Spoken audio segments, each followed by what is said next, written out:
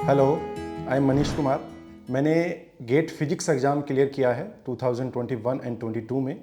अभी मैं department of physics IIT Delhi से एमटेक कर रहा हूँ इन अप्लाइड ऑप्टिक्स। इस वीडियो में मैं आपको गेट फिजिक्स एग्ज़ाम से रिलेटेड कुछ इंपॉर्टेंट टिप्स दूंगा and how to handle the exam and how to crack the exam with good marks. मैं इस वीडियो में आपको यही बताऊँगा।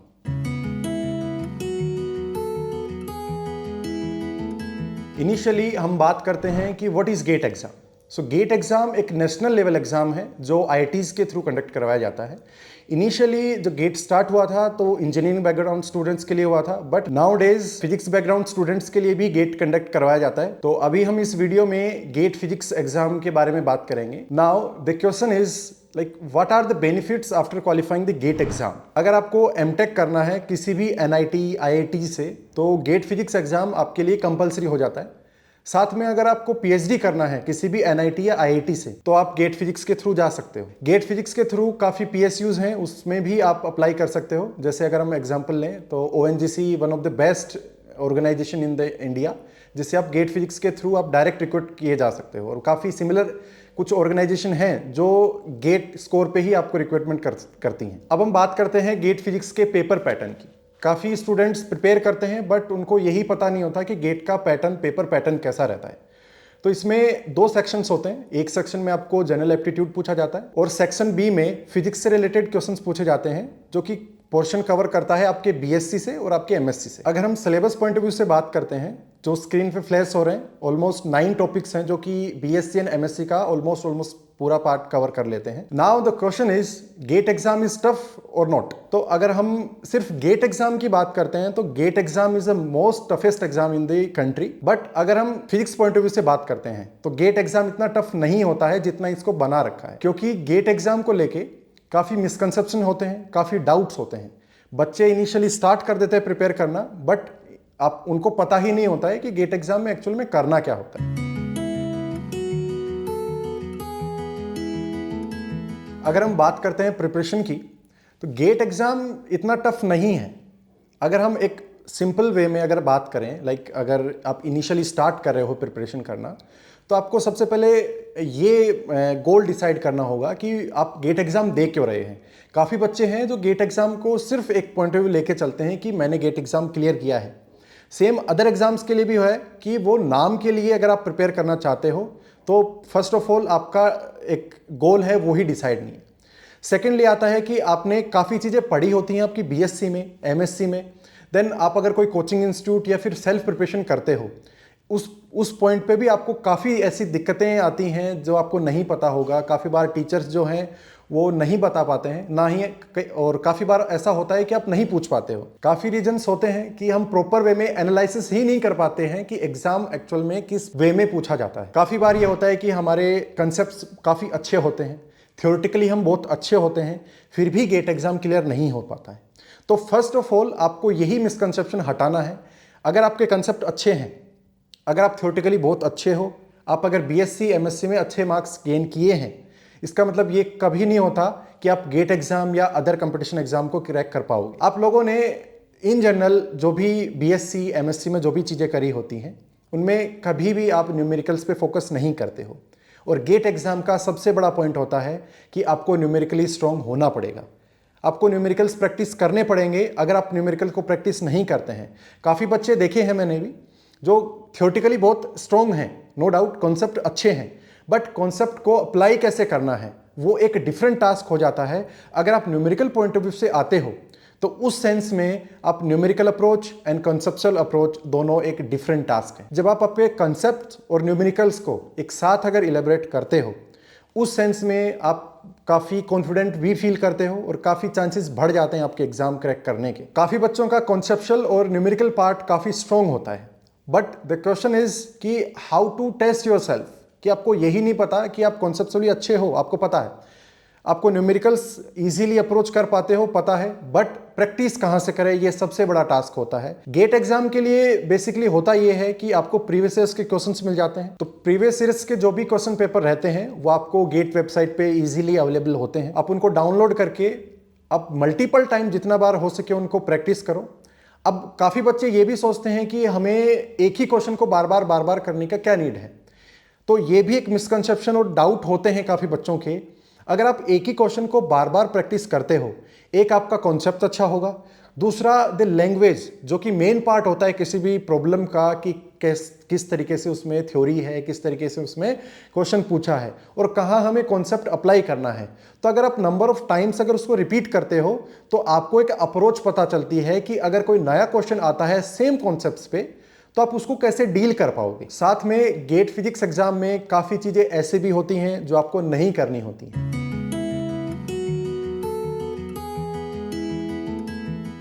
अगर आपका कोई पोर्शन अच्छे से कवर अप नहीं हो पा रहा है, जैसे कि सपोज मेरा ईएमटी वाला पार्ट जो है वो थोड़ा सा वीक है, तो अभी मैं ये ना करके कि मुझे ईएमटी नहीं आती है, मैं बार बार number of questions number of problems और उसके थ्योरेटिकली जो कंसेप्ट्स हैं उनको मैं बार बार टाइम दूं।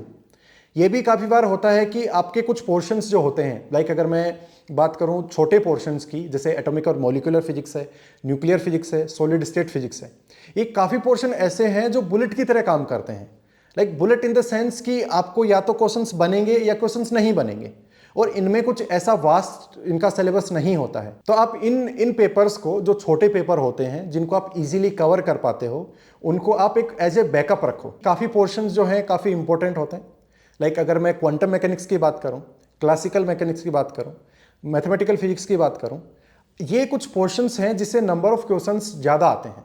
अगर आपको इजीली क्रैक करना है, एक अच्छा रैंक लेके आनी है, अच्छा गेट स्कोर लेके आना है, तो आपको ये जो पार्ट है इनको भी करना होता है। हाँ, अगर आप किसी पार्ट में किसी टॉपिक को लेके थोड़ा सा डाउटफुल हैं तो आप उसको स्किप कर सकते हो, बिकॉज हमें जो फर्स्ट प्रायोरिटी है, आप प्रायोरिटी डिसाइड करो, जो फर्स्ट प्रायोरिटी है आपका गेट क्वालिफाई करना है। तब इनिशियली आप में कॉन्फिडेंस होना चाहिए, इतना सब्जेक्ट्स को लेके होना चाहिए कि आप गेट फिजिक्स एग्जाम की एटलीस्ट कट ऑफ मार्क्स को आप क्वालिफाई कर जाओगे। अगर हम कट ऑफ की बात करें तो गेट फिजिक्स एग्जाम की कट ऑफ इतनी हाई नहीं जाती है। अगर हम बात करते हैं गेट फिजिक्स की कट ऑफ क्रैक करने का, तो मोस्ट ऑफ द स्टूडेंट्स का काफ़ी अच्छा होता है जनरल एप्टीट्यूड वाला पार्ट, जहाँ से 15 मार्क्स कवर होते हैं। अगर आप वहाँ से 10 to 12 मार्क्स अगर आप स्कोर कर लेते हो अच्छे से, तो आपको कट ऑफ पार करने के लिए, कट ऑफ क्लियर करने के लिए आपको सिर्फ फिजिक्स पोर्शन का आपको 20 to 25% पोर्शन आपको कवर करना होगा, जो कि आप इजीली कर पाओगे। अगर आप मैथमेटिकल फिजिक्स की बात करते हो तो काफ़ी क्वेश्चंस हैं, काफ़ी टॉपिक्स ऐसे हैं जिनसे डायरेक्ट क्वेश्चन आते हैं, नंबर ऑफ क्वेश्चंस रिपीट भी होते हैं। इवन क्वांटम मैकेनिक्स की बात करूं मैं, तो क्वांटम मैकेनिक्स में काफ़ी पोर्शंस ऐसे हैं जिससे आपको डायरेक्ट क्वेश्चन आते हैं, और काफ़ी चीज़ें ऐसी होती हैं जो डायरेक्टली रिपीट होती हैं। आपको कोई भी ऐसा नहीं करना है कि मुझे कुछ नया ही कॉन्सेप्ट मिला है, नया ही क्वेश्चन मिला है। अगर आपने प्रीवियस ईयर्स के क्वेश्चन को अच्छे से एनालिसिस किया है, अच्छे से उनको पढ़ा है, बार बार अगर उनकी प्रैक्टिस की है, तो आपके लिए गेट एग्जाम काफ़ी ईजी हो जाता है। काफ़ी टॉपिक्स ऐसे होते हैं गेट फिजिक्स एग्जाम के पॉइंट ऑफ व्यू से जो काफ़ी बच्चे डिफ़िकल्टीज फेस करते हैं। तो आप अकेले नहीं हो, काफ़ी बच्चे हैं जो सेम डिफ़िकल्टीज फेस कर रहे हैं। जैसे अगर हम बात करते हैं इलेक्ट्रॉनिक्स का कुछ पार्ट है जिसको बच्चे नहीं कर पाते हैं। अगर हम बात करें क्लासिकल मैकेनिक्स में, तो क्लासिकल मैकेनिक्स के बेसिकली 2 पार्ट्स होते हैं। एक न्यूटोनियन मैकेनिक्स जो कि बेसिक लेवल पे हम बात करते हैं, और दूसरा है लैग्रेंजियन मैकेनिक्स जिसको हम एडवांस पार्ट बोलते हैं। तो काफ़ी बच्चे लैग्रेंजियन तो कर लेते हैं, बट न्यूटोनियन मैकेनिक्स नहीं कर पाते हैं क्योंकि कॉन्सेप्ट्स इतने अच्छे से बिल्डअप नहीं होते हैं। जैसे इलेक्ट्रोमैग्नेटिक थ्योरी जो है, ये भी काफ़ी वास्ट है, काफ़ी लेंदी इसका सिलेबस होता है।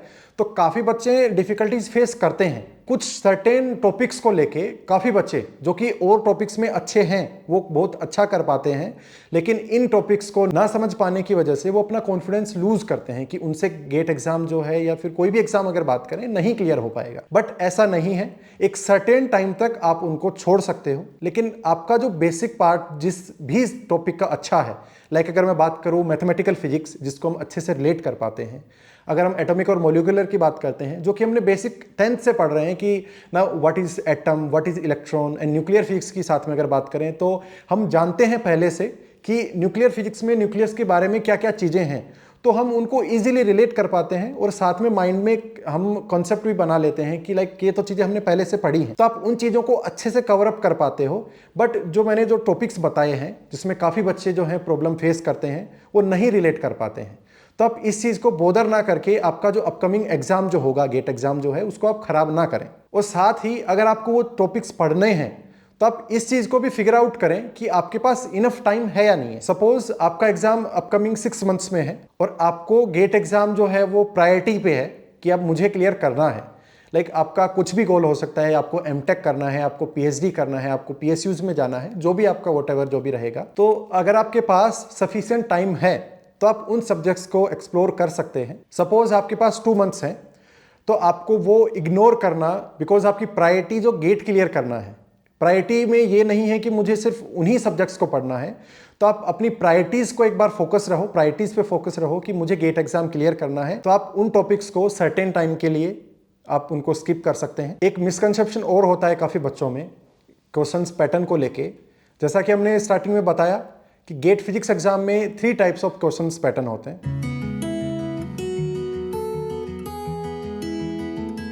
First is MCQs, second is NET and third one is MSQs. MCQs में लाइक एक ही ऑप्शन करेक्ट होगा, हम पहले से अच्छे से जानते हैं ये चीजें। अब हम बात करते हैं एमएसक्यूज की। काफी बच्चों को ये मिसकंसेप्शन होता है कि एमएसक्यू क्वेश्चंस में नंबर ऑफ करेक्ट ऑप्शंस जो होंगे वो मल्टीपल होंगे, बट ऐसा जरूरी नहीं है।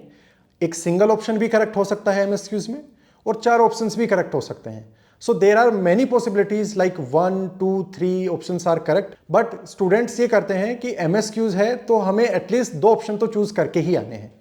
तो एमएसक्यूज क्वेश्चन को हैंडल कैसे करें? अगर आपके कॉन्सेप्ट्स अच्छे हैं, अगर आप उन चीज़ों को अप्रोच कर पा रहे हो, आपके बेसिक्स अगर अच्छे हैं, तो आप एमएसक्यू क्वेश्चंस को आइडेंटिफाई कर पाओगे कि नंबर ऑफ करेक्ट ऑप्शंस कितने ठीक हैं। अगर आपको कॉन्सेप्ट्स अच्छे नहीं हैं पर्टिकुलर पॉइंट पे या पर्टिकुलर टॉपिक पे, तो आपके लिए एमएसक्यूज में एक भी ठीक है, सारे भी ठीक हैं और कोई ठीक है भी नहीं। ये आप फिगर आउट नहीं कर पाओगे बिकॉज आप दैट पर्टिकुलर टॉपिक पे, दैट कंसेप्ट पे आप इतने स्ट्रॉन्ग नहीं हो जिससे आप आइडेंटिफाई कर पाओ। अब काफी बच्चों का ये क्वेश्चन आता है कि how to handle the MSQs. तो एमएसक्यूज हैंडल करने के लिए जैसे मैंने एक मेथड जिसको मैं बोलता हूं एलिमिनेशन मेथड, मैं क्या करता हूं, फर्स्ट मैं क्वेश्चन की स्टेटमेंट को अच्छे से रीड आउट करता हूं। बिकॉज अगर आप क्वेश्चन को अच्छे से पढ़ते हो तो आपका 70 to 80% क्वेश्चन सोल्व हो जाता है, बिकॉज सारी जो इंफॉर्मेशन है वो क्वेश्चन में ही गिवन होती है। नाउ द सेकंड पार्ट, मैं करता हूं एलिमिनेशन मेथड को यूज। लाइक मैं पहले वो ऑप्शंस को फिगर आउट करता हूं जो करेक्ट हो ही नहीं सकते, जिससे मैं इजीली गलत ऑप्शंस को एलिमिनेट कर पाता। अब हम बात करते हैं एमएसक्यूज इतने इंपॉर्टेंट क्यों हैं। बिकॉज काफी बच्चे जो हैं कंसेप्चुअली इतने अच्छे नहीं होते हैं, जिस कारण वो एमएसक्यूज को इतने अच्छे वे में हैंडल नहीं कर पाते हैं। अगर आप एक गुड स्कोर चाहते हैं, एक अच्छी रैंक चाहते हैं गेट में, तो आपको एमएसक्यूज को हैंडल करना आना चाहिए। और एमएसक्यूज को हैंडल तभी कर पाओगे जब आप पर्टिकुलर कॉन्सेप्ट्स को अच्छे से अप्लाई कर पाओगे। अब हम बात करते हैं एनईटीज पे, which is numerical answer type. So numerical answer type में आपको कोई भी ऑप्शंस गिवन नहीं होते हैं। यही एक रीजन होता है कि गेट एग्जाम में सबसे ज्यादा जो टफनेस जो है वो एनईटीज में आती है। बिकॉज काफी बच्चे ऐसे होते हैं कि वो आंसर तक पहुंच जाते हैं बट वो इतने कॉन्फिडेंट नहीं हो पाते हैं because lack of the options, क्योंकि ऑप्शंस नहीं होते हैं। एनईटीज क्वेश्चन काफी हद तक हम बोल सकते हैं कि ये स्ट्रेट फॉरवर्ड क्वेश्चंस होते हैं, फॉर्मूला बेस्ड क्वेश्चंस होते हैं। अगर आपको पर्टिकुलर कॉन्सेप्ट्स के रिलेटेड फॉर्मूलेज पता है तो आप उस क्वेश्चन को इजीली हैंडल कर पाओगे। एंड सेकंड वन, काफी इजी एंड स्ट्रेट फॉरवर्ड होने के बाद भी आप कई बार उन क्वेश्चंस को नहीं कर पाते हो बिकॉज आपने पर्टिकुलर एरिया में प्रैक्टिस नहीं करी होती है। यही एक मेन रीजन हो जाता है एनईटीज को टफ बनाने का। काफी बार एनईटी क्वेश्चंस में मेंशन होता है कि आपका जो आंसर आएगा, आंसर शुड बी इंटीजर। अगर आपको राउंड अप करना है लाइक 1 डेसिमल, 2 डेसिमल और 3 डेसिमल, वो आपको चेक करना होगा दैट पर्टिकुलर टाइम। अगर आप वहां पे मिस करते हो, दैट पर्टिकुलर स्टेटमेंट को आप मिस करते हो, आपका आंसर गलत हो सकता है। काफी बार ऐसा होता है कि क्वेश्चन से रेंज में ना देके वो पर्टिकुलर राउंड अप जो भी वैल्यूज करवाते हैं, पर्टिकुलर सिंगल वैल्यूज होते हैं। काफी क्वेश्चंस जो होते हैं वो रेंज में गिवन होते हैं, बट आप दैट पर्टिकुलर टाइम पे डिसाइड नहीं कर पाओगे कि ये क्वेश्चन रेंज वाला है या डायरेक्टली जो है ये इंटीजर में है। तो इसलिए जो क्वेश्चन में मेंशन है, लाइक इफ अगर इंटीजर है, शुड बी इंटीजर, तो आप इंटीजर में आंसर करें। अगर आप round up 1 decimal, 2 decimal, 3 decimal है तो आप वहीं तक रहें, आप एक्स्ट्रा से कुछ भी एडप्ट करने का ट्राई ना करें। जिसकी वजह से आपके क्वेश्चंस, नंबर ऑफ क्वेश्चंस गलत होने के चांसेस बढ़ जाते हैं। ऑल्दो एनएटीज एंड एमएसक्यूज में नेगेटिव मार्किंग नहीं होती है, तो एटलीस्ट आपको पर्टिकुलर कॉन्सेप्ट्स के बारे में, पर्टिकुलर टॉपिक के बारे में पता है। आप ट्राई कर सकते हो कि उस क्वेश्चन को अटेम्प्ट करो, बट ऐसा नहीं है कि आप उन क्वेश्चंस को करके ही ना हो। ये एग्जाम कंप्यूटर बेस्ड होता है, सो आपको ये पेपर जो है वो आपको बंच ऑफ क्वेश्चंस में नहीं मिलेगा, आपको 1 to 1 जो क्वेश्चंस हैं वो ही आपको फिगर आउट करने होंगे। तो काफ़ी बार ऐसा देखा जाता है या काफ़ी बार बच्चे ऐसा फेस करते हैं कि स्टार्टिंग के नंबर ऑफ क्वेश्चंस उनसे नहीं हो पाते हैं, लाइक या तो उन्होंने प्रिपेयर नहीं किया है उन पर्टिकुलर सब्जेक्ट्स को, या उनकी अप्रोच नहीं बन पा रही है, तो वो अपना कॉन्फिडेंस लूज़ कर जाते हैं दैट पर्टिकुलर टाइम पे। बट ऐसा नहीं होता है, आपको पेशेंस लूज़ नहीं करना है, ना ही आपको अपना कॉन्फिडेंस लूज़ करना है, बिकॉज कुछ क्वेश्चंस ऐसे होते हैं जो आपको बाद में दिखते हैं, जो कि काफ़ी ईजी होते हैं, आपके कॉन्सेप्ट बेस पे होते हैं, आपने काफ़ी अच्छे से उस पर्टिकुलर सब्जेक्ट्स को पढ़ा है, बट आपने पहले ही डिफ़िकल्टी लेवल जो है वो फेस की है, जिससे आप काफ़ी बार कॉन्फिडेंस लूज़ कर जाओगे। बट ऐसा नहीं करना चाहिए, अपने कॉन्फिडेंस को मेंटेन रखना चाहिए ड्यूरिंग एग्जाम, बिकॉज अगर आप इनिशियली कॉन्फिडेंस लूज कर जाओगे, आने वाले जो इजी क्वेश्चंस हैं उनको भी आप डिमोटिवेट होके कई बार गलत कर जाते हो। एक और मिसकंसेप्शन होता है बच्चों में, काफ़ी बच्चे गेट एग्जाम के लिए प्रिपेयर करते हैं तो वो सबसे पहले देखते हैं कि प्रीवियस ईयर्स की कट ऑफ कितनी गई है, तो वो अपना स्ट्रेटजी इस तरीके से सेट करते हैं कि लाइक सपोज अगर हम बात करें गेट 21 की, तो गेट 21 में जो भी गेट कट ऑफ गया है, ज़रूरी नहीं है कि वही डिफ़िकल्टी लेवल या वही सर्टेन जो एग्ज़ाम का पैटर्न है वो 22 में भी रिपीट हो। तो काफ़ी बच्चे करते हैं कि गेट की कट ऑफ को डिसाइड करके वो अपनी प्रिपरेशन के स्ट्रेटजी बनाते हैं। ऐसा नहीं करना है, क्योंकि हर एक एग्ज़ाम अपनी खुद की डिफ़िकल्टीज़, खुद की ईजीनेस के साथ आता है, तो आप पर्टिकुलर ड्यूरिंग एग्जाम पता नहीं कर पाओगे कि एग्जाम डिफिकल्ट है या इजी है। तो एग्जाम देते टाइम आप सिर्फ ये फोकस रहो कि मेरी प्रायोरिटीज जो हैं वो गेट क्लियर करना है with a good score, good marks. आप ये नहीं कि मुझे जस्ट कट ऑफ क्लियर करना है।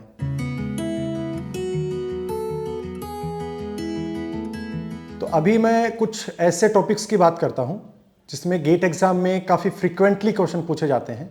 इसमें अगर हम बात करते हैं क्वांटम मैकेनिक्स की, तो क्वांटम मैकेनिक्स में operator, perturbation theory and the potentials of the quantum mechanics, ये काफ़ी ऐसे टॉपिक्स हैं जिससे फ्रीक्वेंटली क्वेश्चंस आते हैं। मैथमेटिकल फिजिक्स में मैट्रिक्स एक ऐसा टॉपिक है जो कि फिजिक्स के हर एक एग्जाम में पूछा जाता है। Second, the differential equation and the complex analysis, जो कि मल्टीपल क्वेश्चंस भी आते हैं काफ़ी बार इसके। इन टॉपिक्स को बिल्कुल भी इग्नोर नहीं करना है। क्लासिकल मैकेनिक्स में central force, Lagrangian, Hamiltonian, phase space trajectory and the small oscillation, ये कुछ ऐसे टॉपिक्स हैं जिससे फ्रीक्वेंटली क्वेश्चंस पूछे जाते हैं, काफ़ी स्ट्रेट फॉरवर्ड होते हैं, बस हमें प्रैक्टिस की नीड होती है। एटॉमिक और मॉलिक्यूलर फिजिक्स में अगर एटॉमिक की बात करें तो स्पेक्ट्रोस्कोपिकल टर्म्स काफ़ी इंपॉर्टेंट एक पार्ट माना जाता है। वो स्पेक्ट्रोस्कोपी में रमन स्पेक्ट्रोस्कोपी से काफ़ी फ्रीक्वेंटली क्वेश्चन पूछे जाते हैं। एंड लेजर से मल्टीपल क्वेश्चंस पूछे जाते हैं जो कि काफ़ी फॉर्मूला बेस होते हैं। अगर आपने फॉर्मूले पे प्रैक्टिस करी है, उस सेंस में लेजर आपका एक स्कोरिंग पार्ट हो सकता है। अब हम बात करते हैं न्यूक्लियर फिजिक्स की। न्यूक्लियर फिजिक्स में सिलेबस काफ़ी कम है, so shell model one of the best part हो सकता है आपका न्यूक्लियर फिजिक्स का, जिससे आप इजीली स्कोर कर पाते हो। और पार्टिकल फिजिक्स में conservation laws of nuclear reactions, इनसे भी काफ़ी बार क्वेश्चंस पूछे जाते हैं। कंजर्वेशन लॉज अगर आपने पढ़े हैं तो इसके बेसिस पे जो क्वेश्चन आते हैं कि given nuclear reaction is allowed और नॉट, इफ अलाउड देन कौन से कंजर्वेशन लॉ का वो फॉलो कर रही है। अगर हम इलेक्ट्रॉनिक्स की बात करें तो इलेक्ट्रॉनिक्स में ओपैम्प एंड ट्रांजिस्टर से काफ़ी फ्रीक्वेंटली क्वेश्चन पूछे जाते हैं।